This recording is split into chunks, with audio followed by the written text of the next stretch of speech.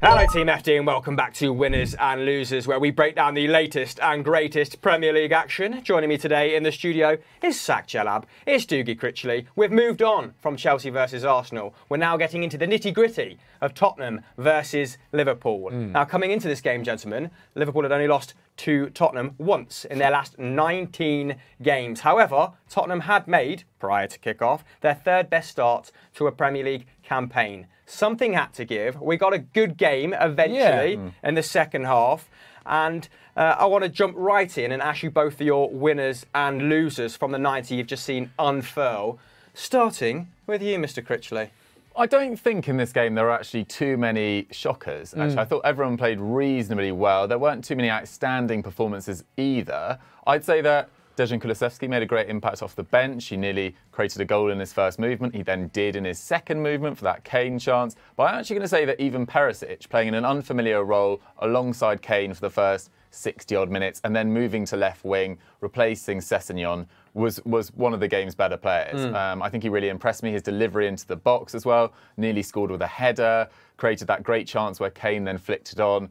So I thought Perisic had one of his better performances for Spurs since arriving, because he probably hasn't had quite the impact I expected him to after his performances for Inter last year, but he can hold his head up high after that game. Yeah, got shifted around in numerous positions as well, didn't he? What about you, Jalab? Who was your winner from this fixture? Yeah, I think I've got to pick a Liverpool player, considering that they won. Mohamed Salah. I mean, it's quite easy, quite cheap, arguably, as well. But especially that first goal was a really, really good finish. I mean, I've actually thought throughout the whole game down that right wing, he was Liverpool's kind of main threat. Sometimes when they kind of went towards the left, you saw the play kind of get dominated by Spurs, and they were able to get the ball back. Whereas every time they went down the right with Mohamed Salah, whether it was from his creativity or him taking on the defender, I thought he did really, really well, especially in that first half. It was kind of a game of two halves, really. The first half, it was all Liverpool, and we were kind of sitting there thinking, God, Spurs might have got this wrong, Conte might have got this wrong. Second half, completely different game, and actually Liverpool were the ones being dominated. But I still thought when they did have the ball, it was all going to Mohamed Salah. Yeah, 9 goals now in his last 8 games in all competitions after a slow start to the season by his standards, it must be said. Dukes, who was your loser then? My loser from this game, I mean, Eric Dyer was probably the obvious shout. I mean, that second goal felt absolutely crucial. Didn't really get what he was, I got what he was trying to do, but it was bad execution. I mean, he was a good 30 yards away from his own goal. Lloris felt like he was miles into his own box, so to go for a header there felt really risky. Salah picks it up and finishes really well, and that was, as it turned out, the crucial goal in this game. I think if it had been 1-1 at half-time or 1-0 at half-time and Spurs had pulled out that second half, you'd have so much more confidence about them eventually getting the win. Whereas in this game, it always felt like the draw was probably the best that Spurs could have hoped for, and they didn't quite manage it. Yeah, and I mean, counter to that point, Tottenham have gone behind, I think, in the last 7 games it will be now, right, at half-time. I guess that will be a big worry for Conte, but they have shown great character in recent weeks to get back into the game, and get back into the game they did in this second half. But I have to ask you who your loser was. Yeah, I was also thinking Eric Dyer. The other one, I mean, again, it's a little bit easy, it's a little bit cheap, but Emerson Royale, man. Like, it's becoming too consistent now, these week after week, where you're kind of saying he's the guy causing so many issues, whether it's mistakes, whether it's not being able to deliver the right ball. And there were several times he actually did pretty good. He'd beat the man, or he'd take the great touch, get it into great space. And then the final delivery is so poor. It's not even making the goalkeeper, or it's going out for a goal kick. And it baffles me, because when you look at that bench, and we've spoken a million times about Jed Spence and them signing him, and actually the idea of not even giving him a chance baffles me. But then, okay, you got Matt Doherty, who didn't start, and you've seen time and time again what you know. It's not like they're changing things and you're kind of giving Emerson Royale a chance. It's like, maybe it'll work out this time. We've done something different. We'll find out. Maybe it's this will be the reason why. We're seeing the same thing happen over and over again. It's that definition of insanity. If it happens over and over again, like, and you keep doing the same things but expecting different results, like that, it's insanity. I also think that people are very pro Jed Spence without having, you know, an awful lot of rationale. Like, he's not obviously got a lot of Premier League minutes under his belt. He had a good season for Forest in the Championship, but I don't necessarily think that is enough to go off. I agree, but he's not been given the chance. That's my sticking point. Whereas like Royale's been given chance after chance after chance after chance. I'd like to see Spence and obviously they've got the cup coming up. They're playing Nottingham Forest in the cup. Maybe that's that chance. But then when you're also got the manager who's saying that Doherty doesn't want to play him because he wants to win games. Like, there's a Brutal. bit of a disconnect there. And then he subbed him on, and that he was better than Emerson Royale. Yeah, I mean, Conte clearly feels like he needs to recruit on that right-hand side, doesn't he? Not really trusting anyone to deputise for Emerson Royale, as Zac highlighted. So let's move on to recruitment. Let's look further afield. Who do you think Tottenham need to bring in January? Because the rumour has it that Daniel Levy has greenlit the pursuit of at least 2 or 3 signings. Nice. In fact, I've got a few names down here. Let me just read them off in quick-fire fashion, and I'm interested to see whether you boys agree with them or not. So, to lead proceedings, we have a couple of players from Atletico Madrid. Of course, news has come out that they might have to part ways with a few first-team players to balance the books in January. And there's some tasty names on the shortlist that came out, including Felix, but he's not down there. We've got Carrasco and Rodrigo de Paul. Dukes.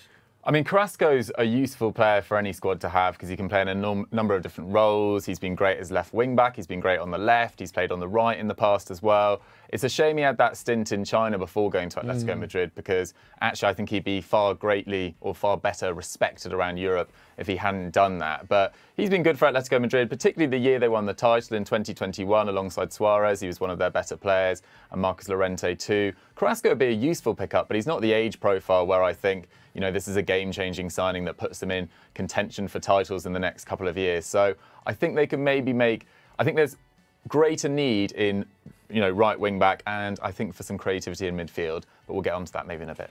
Yeah, I mean, the next 2 names do nothing to really fit the remit you've just laid out. We've got Weston McKennie, who, I mean, he's not creative, but he's earning a reputation as a goal-scoring midfielder, I guess. Didn't really see that manifesting, but it has. And Ruslan Malinovsky from Atalanta, who does meet that somewhat, actually, the AMC profile that we thought they'd go in for in the summer. What do you make of those names, and is there any of your own you want to bring to the table? Yeah, I mean, I quite like, when I look at their midfield and then their front 3, I actually quite like it. Like, Heung-min Son and Harry Kane don't need to be discussed. Obviously, Kulusevski's coming back from injury, fantastic. And their midfield of Bentancur and Højbjerg, I think it's been pretty good. Bentancur, I actually find it seems like he's getting his flowers, and I actually thought he wasn't necessarily that bad in this game either. Same with Højbjerg. I mean, Højbjerg hit the post. He was unlucky not to score in this game.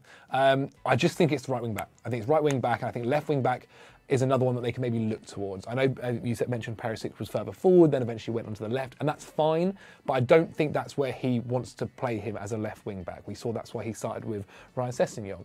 And I'll be honest, Sessegnon has 10 minutes here and there where he does look like, oh, maybe he can do it for Spurs, but it's not looking like the real deal. So I think it's that left wing back position and that right wing back position.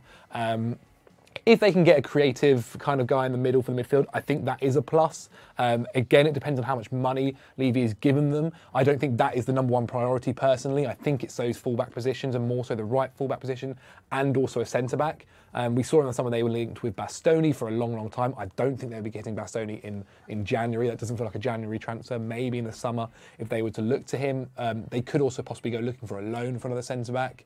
And so, yeah, I think that the right wing back for me is the number 1 that they need to lock down. Then arguably left wing back if Sessegnon isn't fitting the bill.